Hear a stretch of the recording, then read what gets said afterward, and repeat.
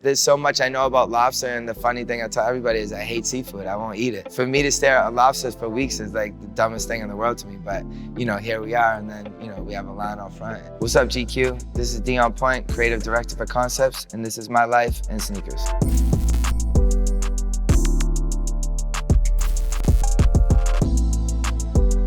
I grew up in Brockton, Massachusetts, a very long time ago, probably before any Jordans were on the shelves. It was a little bit of a rough and gritty neighborhood, I'd say, so getting sneakers wasn't necessarily the easiest course of action for us. So I probably got my first sneaker when the Sky Jordans came out, which was the 1985 edition of the Jordan for smaller feet, which I still have, like a size 9 right now. That kind of gave me the appetite for sneakers, but then I wouldn't get another Jordan probably until the 11. So it was a grueling path for sure, trying to be a sneakerhead back then. There wasn't necessarily the insatiable appetite there is now, so you could actually go in and buy a shoe, maybe not even just the day of. You had a couple of weeks. The Jordan 1 in particular, some Decathlon Sports I think had them for as low as $20. Times were tougher back then. I don't think people had the deep pockets that they do now. Kids are wearing like Balenciagas to high school. That's wild to me. Oddly enough, I read about A-Life in a GQ article, and I was like, what the hell is this store? It's a library, what is it? So I booked it to New York and checked it out, and I was like in awe. But I didn't know what Concepts was at that point. I was still going to New York to get all my sneakers. We were doing 125th, hitting every store in New York because they had a different offering, wider assortments, things like that, crazy 95s, things like that. So I was going up there buying, you know, everything I get my hands on. And then I found out about Concepts. I found out about Concepts at a baby shower. Some kid had the acorns on, and I was like, wow, this is crazy. Where'd you get those? Of course, the thing you say when you're from Boston is I got them in New York. It's your way of basically brushing people off, like you're not getting what I got. So lo and behold, my brother called me. He was like, I saw the store that they have the acorns at. It's in Cambridge. I'm like, Cambridge, Massachusetts? Like, yeah, it's in Cambridge. So we headed over there and we were like, what is this? They had Year of the Horse, Air Forces, Viotech Dunks, Bo Jacksons. They just had this weird assortment of shoes because they had a higher tier to count. And I was just blown away. And then from there is kind of where, you know, nature took its course. It was like going to a thrift store, you know, like it was exactly that feeling. Because you walk through this mom and pop store that had like Birkenstocks and Minnetonka and all these shoe companies that a lot of people aren't familiar with.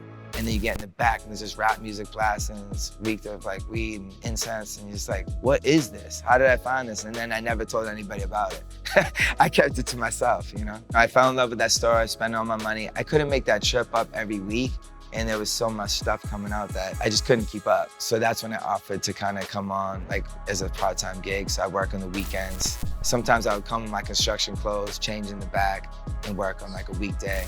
But again, I wasn't doing it for the money. I had money, it just was like, I just needed to get my access to these shoes. But he was letting me buy the shoes at cost. So of course you're gonna buy 4 pairs of something. Not that shoe, I couldn't get 4 of those, I wish, but I had 3 of them.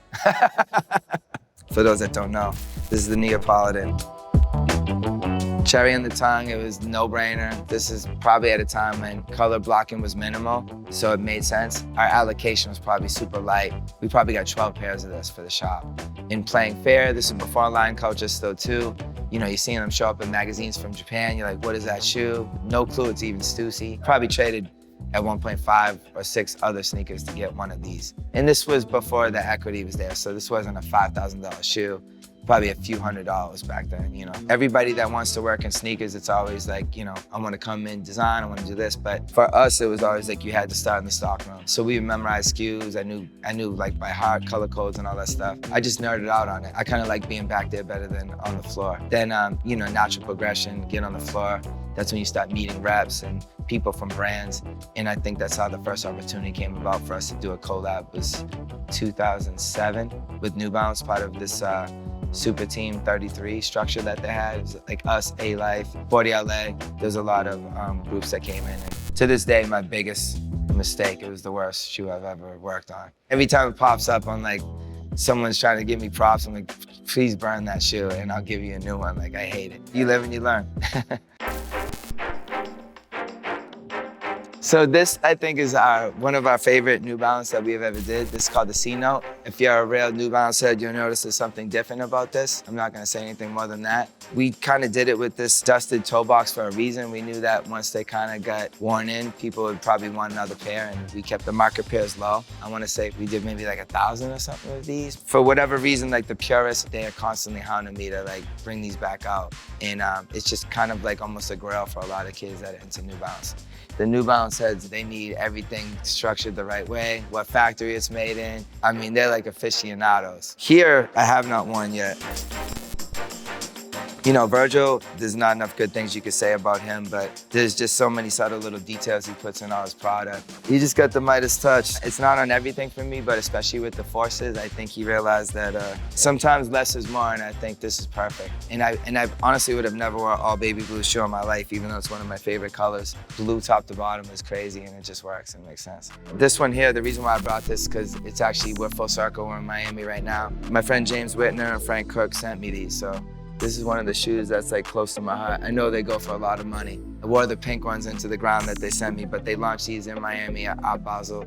I want to say, if my math's correct, 2018. Even though it might look just like, you know, muted colors, kind of low key, this is absolutely one of my favorite shoes. I need a special reason to rock those. So that's one that's not getting worn. I'm a Jordan 1 junkie. That stems from obviously the Sky Jordan. So I keep as many pairs of these as I can. The originals, the black and red and the black and blue. But so these come along, they're just easier to get, a little bit pricey, but they're still not as pricey as having the OG. So, and I thought the details were cool in the marketing. Last but not least, if I could reach this here. I don't think anybody's seen this in person yet. This is the White Lobster. This is friends and family only, so it won't be for retail. But I wanted to share this with you guys because I thought it was cool. This is extremely lazy. I'm not gonna lie to anybody. So the reason why I picked this color for friends and family is because it's so minimal pairs. They found an albino lobster. There's also one with these crazy hairy claws that's like prehistoric. The story wasn't there for me. I couldn't do anything with it. And I was like, if there's gonna be one shoe that's limited that won't kill people to not have, I'm like, white might be the easiest to cope with. You might have to correct me, but I think this is our 7th rendition of the Lobster series.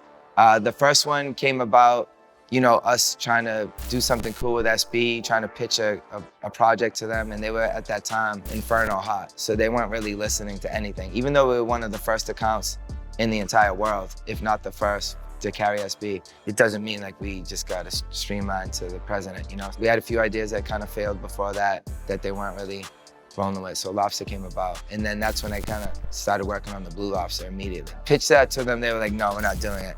Then I got the call like 6 months after this drop, the red one, that we can do the blue. We survived the sophomore jinx. It was more so like, what are you gonna do after this? I think it's a little lazy for us to continuously do this, but the reality is the consumer wants it. We're all wearing renditions of the same sneaker anyway, so what's the difference here? If you have an Air Force or Uptown, you got in 50 colors, what's the difference if I do 8 colors of this? But for the real problem is, how do I sell it to you? How do I market it to you? How do I tell you this isn't the same story? And that's where I kind of started looking into Dali and all these things in the art world, and then how Lobster works in art, if it's a still life painting, if it's this. They put me in this rabbit hole, and I'm like, you know, I don't come out for like weeks, and then I open the door to my office and like, I got it. And that's when kind of all this around you came about. So that's when it becomes fun for me again, because yeah, this isn't really fun for me to just pick colors. And then I have to Google, like, is there a real orange lobster? They found one, his name is Cheddar, it's a real thing, look it up. If everybody think I'm making it up. But yeah, I'm pumped on this one, I like it. And orange is one of my least favorite colors. For me personally, I think I work on all the packaging, the storytelling, the marketing plan, almost the same time as I'm submitting the shoe, because I have to have a framework of how it's gonna come out, how it's gonna roll, and how it's gonna be different than the last one. So it's become a little bit of a painstaking process to top the next one, you know?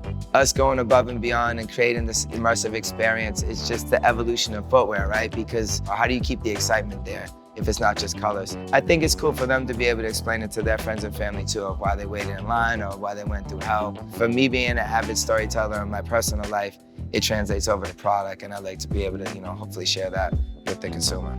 Thank you guys for watching My Life in Sneakers. I hope to see you guys again soon.